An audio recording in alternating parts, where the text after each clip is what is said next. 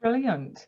So I guess this is where many of us do have some similarities with what you've done, which is you identify, if you like, a problem or a point of pain that's out there. In other words, what is it that someone has been persisting and struggling with, but actually there could be a better way of doing this?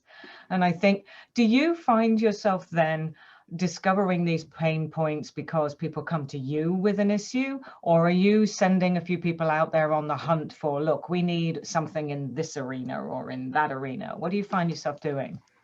I would say most of the time people are coming to us. Mm, Initially, that's how it starts, which we've been really lucky that that is how we have grown as a company.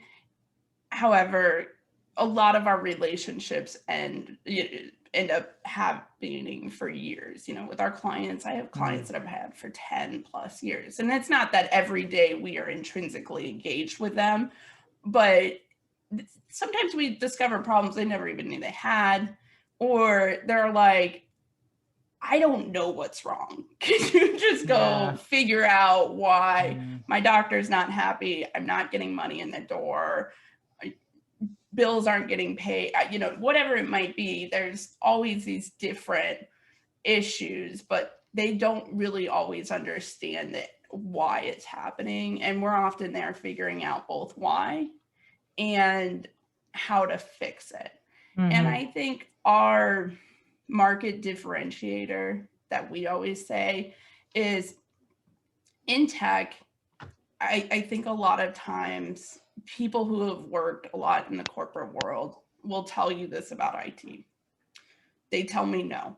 I brought a problem to them and they told me no. And mm, it's like sometimes IT forgets that, like, just because you say no doesn't mean the problem went away, right? You mm, still have mm, a business need out there. There's still a reason that you sought out IT in the first place.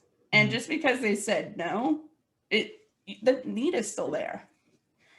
So I think what we have always tried to do is, no matter what, come up with the solution.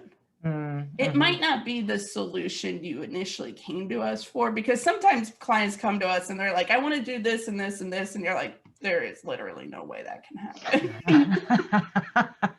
Yet. And it's important to set expectations, right? Mm, mm, But then we go back and we say, okay, but what are you looking to solve, right? What is the mm, actual problem? Not, hey, here's what you think the solution is. What's the problem? And mm, sometimes it's a different path to get to the solution. And we always try to develop that path with clients, because I think sometimes people are so busy coming up with solutions, they don't actually try to just come to IT and ask, like, hey, I have this problem I need solved. And mm, so when they come with the solution, that's why they get told no. mm, And we always try to go backwards and say, okay, here's the problem. Okay, here's what I can do. And oftentimes that works, mm, and you come to something because something is better than nothing.